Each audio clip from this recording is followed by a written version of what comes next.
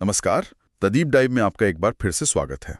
तो आज हमारे पास जो स्रोत हैं वो हैं पंडित श्रीराम शर्मा आचार्य जी का साहित्य और अखंड ज्योति पत्रिका के कुछ कह सकते हैं काफी पुराने अंक। जी बिल्कुल। और इनमें एक दावा किया गया है, एक बहुत ही हैरान करने वाला दावा कि एक प्राचीन मंत्र, सिर्फ एक मंत्र हमारे शरीर की पूरी केमिस्ट्री को, हमारे हार्मोन्स तक को बदल सकता है। और यहीं से ये चर्चा बहुत ही जरूरी और दिलचस्प हो जाती है। तो आज की हमारी ये जो पड़ताल है, इसमें हम एक तरह से जासूस की भूमिका में हैं। हमें ये समझना है कि क्या गायत्री मंत्र वाकई एक सूक्ष्म ध्वनि चिकित्सा है, एक सटल साउंड थेरेपी। हाँ, जो हमारे बिगड़े हुए हार्मोनल बैलेंस को उसे ठीक कर सकती है। और ये सवाल आज के समय में बहुत प्रासंगिक है। बिल्कुल, क्योंकि देखिए हमारा मूड, हमारी एनर्जी, हमारी सेहत, सब कुछ तो इन्हीं हार्मोन्स नाम के केमिकल मैसेंजर्स पे टिका है। सही बात है। जब ये सही तालमेल में होते हैं तो जिंदगी संगीत जैसी लगती है, और जब इनकी लय बिगड़ जाए तो सब कुछ बेसुरे सा हो जाता है। और हम यहाँ आस्था पर कोई सवाल नहीं उठा रहे। नहीं, बिल्कुल नहीं। हम तो बस आस्था और विज्ञान के उस संगम को खोजने की कोशिश कर रहे हैं जहाँ दोनों एक दूसरे का हाथ थामे हुए दिखते हैं। सवाल बहुत सीधा है, क्या आवाज की ऊर्जा मतलब ध्वनि हमारे शरीर के अंदर जाकर रासायनिक ऊर्जा में बदल सकती है? क्या ये मुमकिन भी है? आज हम इसी की गहराई में उतरेंगे। ठीक है, तो चलिए इस गुत्थी को सुलझाना शुरू करते हैं। हमारे स्रोतों से जो पहला सुराग मिलता है वही अपने आप में दिमाग घुमा देने वाला है। कहा गया है कि गायत्री मंत्र के 24 अक्षर, जी 24 अक्षर, वो हमारे शरीर की 24 खास ग्रंथियों यानी ग्लैंड से सीधे सीधे जुड़े हुए हैं। ये सुनने में ही किसी रहस्यमयी कोड जैसा लगता है। वही तो, अक्षरों और ग्रंथियों का ये कनेक्शन, ये काम कैसे करता है? यहीं से बात बहुत दिलचस्प होनी शुरू होती है। स्रोत कहते हैं कि इन ग्रंथियों को सिर्फ शरीर का एक अंग मत समझिए। अच्छा, तो फिर क्या है ये? ये बायो इलेक्ट्रॉनिक नोड्स हैं। बायो इलेक्ट्रॉनिक नोड्स, ये तो बहुत भारी शब्द है। आसान भाषा में इसका क्या मतलब हुआ? अगर आसान भाषा में कहूँ तो ये हमारे शरीर के सर्किट बोर्ड पर लगे छोटे छोटे स्विच की तरह है। अच्छा, जैसे किसी मशीन में होते हैं? बिल्कुल, हर स्विच एक खास फंक्शन को कंट्रोल करता है। समझिए, ये हमारे शरीर के अंदरूनी पावर स्टेशन है। और मंत्र? और मंत्र का उच्चारण वो इन्हें चालू या बंद करने वाले पासवर्ड की तरह है। वाह! देखिए, जब हम गायत्री मंत्र का सही उच्चारण करते हैं तो होता क्या है कि हमारी जीभ वो मुंह के अंदर अलग अलग जगहों, खासकर तालू पर। अच्छा, तालू पर यानी पैलेट पर? हाँ, तालू पर एक खास पैटर्न में दबाव डालती है। हर अक्षर के लिए एक अलग पॉइंट होता है। ये तो ऐसा हुआ जैसे हमारे मुंह के अंदर एक कीबोर्ड है और मंत्र बोलना उस पर टाइपिंग करने जैसा है। क्या बात है, बहुत सही एनालॉजी है ये। और जब आप सही की दबाते हैं तो एक न्यूरोलॉजिकल सिग्नल, एक बिजली के करंट जैसा संदेश पैदा होता है। ये सिग्नल दिमाग के बिल्कुल बीच में मौजूद दो बहुत ही महत्वपूर्ण ग्रंथियों तक पहुंचता है, पिट्यूटरी और हाइपोथैलेमस। पिट्यूटरी और हाइपोथैलेमस, मेडिकल साइंस में तो इन्हें मास्टर ग्लैंड्स कहते हैं ना? बिल्कुल, मास्टर ग्लैंड्स। पर इन्हें मास्टर ग्लैंड्स क्यों कहा जाता है? क्योंकि ये बॉस की तरह है। अच्छा, यही बाकी सभी ग्रंथियों को निर्देश देती हैं कि कब कौन सा हार्मोन बनाना है और कितना बनाना है। थायराइड हो, एड्रिनल हो या पैंक्रियास, सब कुछ इन्हीं के कंट्रोल में है। तो जब आप मंत्र के जरिए इन मास्टर ग्लैंड्स को सीधे सीधे एक पॉजिटिव सिग्नल भेजते हैं तो एक तरह से हम पूरे सिस्टम को रिकैलिब्रेट कर रहे हैं। बिल्कुल, आप पूरे एंडोक्राइन सिस्टम को रीसेट कर रहे हैं। वाह! ये सिर्फ कोई मनोवैज्ञानिक चीज नहीं है, ये तो सीधे शरीर के हार्डवेयर लेवल पर काम कर रहा है। जी। लेकिन एक सवाल है, क्या आज का विज्ञान, जिसे हम न्यूरोएंडोक्रिनोलॉजी कहते हैं, वो इस तरह के किसी कनेक्शन को मानता भी है कि आवाज से ग्रंथियां प्रभावित हो सकती हैं? हाँ, और ये कनेक्शन अब पहले से कहीं ज्यादा स्पष्ट हो रहा है। विज्ञान ये मानता है कि खास फ्रीक्वेंसी की आवाजें और वाइब्रेशन ग्रंथियों के स्राव यानी सिक्रीशंस को प्रभावित कर सकती हैं। अच्छा। इसे सोनिक हीलिंग के कुछ रूपों में देखा भी जाता है। देखिए, गायत्री मंत्र की एक खास लय है, एक रिदम है। एक मीटर है उसमें। बिल्कुल, जब इस रिदम को बार बार दोहराया जाता है तो ये एक रेजोनेंस पैदा करता है। रेजोनेंस, जैसे एक सही सुर छेड़ने पर गिटार के बाकी तार भी हल्के हल्के झनझनाने लगते हैं। एकदम सही उदाहरण। मंत्र की यही लयबद्धता थायराइड और एड्रिनल जैसी ग्रंथियों को भी अपनी प्राकृतिक लय में वापस ले आती है। और इसका असर? इसका सीधा असर हमारे मेटाबॉलिज्म पर पड़ता है और शरीर में जमा हुए जहरीले पदार्थ भी बाहर निकलने लगते हैं। जब आप ये लय और रेजोनेंस की बात कर रही हैं तो मुझे हमारे स्रोतों में से अखंड ज्योति पत्रिका का वो जिक्र याद आ रहा है। जी। मई 1970 के एक अंक में गुरुदेव पंडित श्रीराम शर्मा आचार्य ने साफ साफ कहा था कि ये कोई आस्था या कल्पना नहीं बल्कि एक भौतिक विज्ञान है। एक फिजिकल साइंस। हाँ, जो कोशिकीय स्तर यानी सेल्यूलर लेवल पर काम करता है। उन्होंने इसे शब्द ब्रह्म और नाद ब्रह्म का विज्ञान कहा था। बिल्कुल। लेकिन यहाँ मेरे मन में एक सवाल अटक रहा है। पूछिए। मान लिया कि मुंह में उच्चारण से दिमाग की ग्रंथियों तक सिग्नल पहुंच गया। जी। पर ये कंपन, ये ऊर्जा पूरे शरीर में कैसे फैलती है?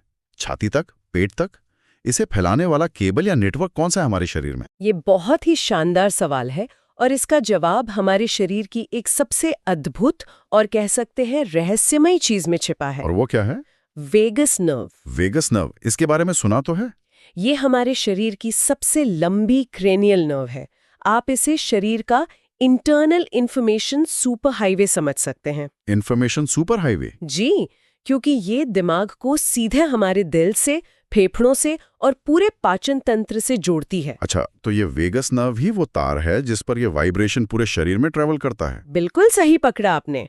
जब हम मंत्र का जाप करते हैं, खासकर जब आवाज में एक गहराई और ठहराव होता है, तो गले में जो सूक्ष्म कंपन पैदा होता है उसे वेगस नर्व तुरंत पकड़ लेती है। और फिर इस सिग्नल को शरीर के हर जरूरी अंग तक पहुंचा देती है। ये एक तरह से पूरे शरीर को शांत, सुरक्षित और संतुलित होने का संदेश देता है। हमारे स्रोतों में एक बहुत चौंकाने वाला आंकड़ा भी दिया गया है। जी। अखंड ज्योति के शोध का हवाला देते हुए कहा गया है कि इस तरह का ध्वन्यात्मक कंपन हमारी अंतःस्रावी ग्रंथियों की, उनकी कार्यकुशलता को लगभग 30% तक सुधार सकता है। 30%? 30%, ये तो बहुत बहुत बड़ा आंकड़ा है। क्या स्रोत बताते हैं कि यह दावा किस तरह के शोध पर आधारित है? मतलब ये कोई क्लिनिकल स्टडी का नतीजा है या एक आध्यात्मिक अवलोकन? ये एक बहुत जरूरी सवाल है और इसे समझना भी जरूरी है। स्रोतों में इसे क्लिनिकल ट्रायल की भाषा में नहीं बल्कि आध्यात्मिक विज्ञान के अवलोकन के रूप में प्रस्तुत किया गया है। अच्छा। गुरुदेव का काम प्रयोगशाला की चारदीवारी के बजाय मानव चेतना और शरीर पर होने वाले प्रभावों पर केंद्रित था। तो ये जो 30% का आंकड़ा है, ये उन साधकों के अनुभव और उनके शारीरिक मानसिक स्वास्थ्य में आए सकारात्मक बदलावों का एक औसत निचोड़ है, जिनका उन्होंने दशकों तक अध्ययन किया। तो इसे एक मेडिकल क्लेम नहीं समझना चाहिए, जरूरी था। तो ये प्रक्रिया करती क्या है असल में? क्या ये ग्रंथियों के उन रास्तों को खोलती है जो शायद तनाव या खराब लाइफस्टाइल की वजह से ब्लॉक हो गए थे? हाँ, और यहीं पर एक और वैज्ञानिक कॉन्सेप्ट सामने आता है, होमियोस्टेसिस। होमियोस्टेसिस, ये भी भारी शब्द है। सुनने में भारी लगता है पर मतलब बहुत सरल है। समझिए, आपका शरीर एक बहुत ही कुशल मैनेजर है। ठीक है। बाहर चाहे गर्मी हो या सर्दी, आपने कुछ भी खाया हो, ये मैनेजर अंदर का माहौल जैसे तापमान, शुगर लेवल, ब्लड प्रेशर हमेशा स्थिर रखने की कोशिश करता है। एक संतुलन बनाए रखता है। बिल्कुल, इसी संतुलन को होमियोस्टेसिस कहते हैं। मंत्र का नियमित जाप इस मैनेजर को अपना काम बेहतर ढंग से करने में मदद करता है। कैसे? ये ग्रंथियों के बीच के कम्युनिकेशन को बेहतर बनाता है, जिससे शरीर खुद को ठीक करने की अपनी जो प्राकृतिक क्षमता है उसे फिर से पा लेता है। ये सब सुनने में बहुत दिलचस्प है, लेकिन मेरे मन में फिर वही सवाल आ रहा है कि आज के दौर में इसका क्या मतलब है? आजकल हम सब तनाव, पीसीओडी, थायराइड, इंसोम्निया जैसी समस्याओं से जूझ रहे हैं। जी, ये बहुत आम हो गया है। और ये सब हार्मोनल गड़बड़ी से ही तो जुड़ी हैं। तो क्या ये प्राचीन ज्ञान आज हमारी मदद कर सकता है या ये सिर्फ एक सैद्धांतिक बात रह गई है? ये सैद्धांतिक बिल्कुल नहीं है, बल्कि आज के समय में शायद इसकी प्रासंगिकता और भी ज्यादा है। वो कैसे? देखिए, हमारे नर्वस सिस्टम के 2 मोड होते हैं। इसे एक कार की तरह समझिए। अच्छा। एक है एक्सेलरेटर, जिसे सिंपैथेटिक नर्वस सिस्टम कहते हैं। जब हम तनाव में होते हैं तो ये दब जाता है और शरीर लड़ो या भागो यानी फाइट और फ्लाइट मोड में चला जाता है। बिल्कुल, और ग्रंथियां स्ट्रेस हार्मोन छोड़ने लगती हैं। और दूसरा मोड? दूसरा मोड है ब्रेक, इसे कहते हैं पैरासिम्पैथेटिक नर्वस सिस्टम। आराम करो और पचाओ वाला मोड, रेस्ट एंड डाइजेस्ट। एकदम सही। गायत्री मंत्र का शांत और लयबद्ध जाप सीधे सीधे इस ब्रेक को एक्टिवेट करता है। मतलब ये शरीर के एक्सेलरेटर से पैर हटाकर ब्रेक पर ले आता है। जी, ये ग्रंथियों को शांत होने और एक तरह से रीसेट होने का मौका देता है, ताकि वो अपनी प्राकृतिक लय में वापस लौट सके। श्रोती इसके लिए एक बहुत ही खास व्यवहारिक तकनीक भी बताते हैं। सुबह सुबह सूर्य की पहली किरणों के समय जप करने से एक फोटोसोनिक प्रभाव पैदा होता है। फोटोसोनिक? हाँ, फोटो यानी प्रकाश और सोनिक यानी ध्वनि। ये सुनने में किसी साइंस फिक्शन फिल्म जैसा लगता है।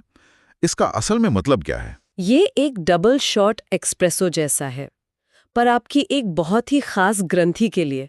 अच्छा, कौन सी ग्रंथि? हमारे दिमाग के गहरे हिस्से में एक छोटी सी मटर के दाने जैसी ग्रंथि होती है, पीनियल ग्रंथि। Pineal gland. इसे तीसरी आंख का बायोलॉजिकल रूप भी तो कहते हैं। हाँ, कुछ परंपराओं में इसे वही माना जाता है।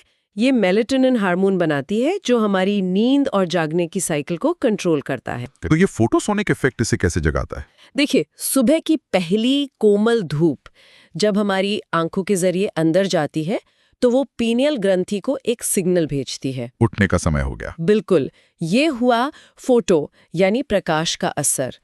ठीक उसी समय जब हम मंत्र का जाप कर रहे होते हैं तो उसकी ध्वनि का कंपन एक दूसरा सिग्नल भेजता है। शांत और केंद्रित रहने का समय है। ये हुआ सोनिक यानी ध्वनि का असर। तो प्रकाश और ध्वनि के दो सिग्नल एक साथ? जी, और जब ये दोनों सिग्नल एक साथ पीनियल ग्रंथि पर पड़ते हैं तो उसे एक जबरदस्त रीसेट मिलता है। और इसका नतीजा? इसका नतीजा ये है कि ना सिर्फ नींद बेहतर होती है बल्कि डिप्रेशन और मानसिक अस्थिरता जैसी समस्याओं में भी गहरा सुधार देखा जाता है। ये तो प्रकृति की घड़ी के साथ अपनी बॉडी क्लॉक को सिंक करने जैसा हुआ। इससे बेहतर तरीके से इसे नहीं कहा जा सकता।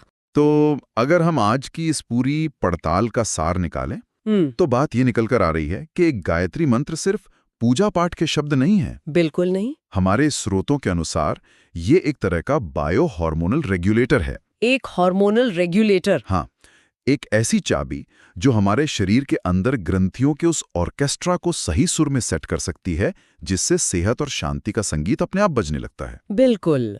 और अगर हम इसे एक बड़े नजरिए से देखें तो ये ज्ञान हमें ये भी दिखाता है कि हमारे ऋषियों ने हमें सिर्फ दर्शन या कर्मकांड नहीं दिए हैं। उन्होंने हमें एक पूरी गाइड बुक दी है। हाँ, मानव शरीर और ब्रह्मांड के नियमों को समझने की एक पूरी गाइड बुक।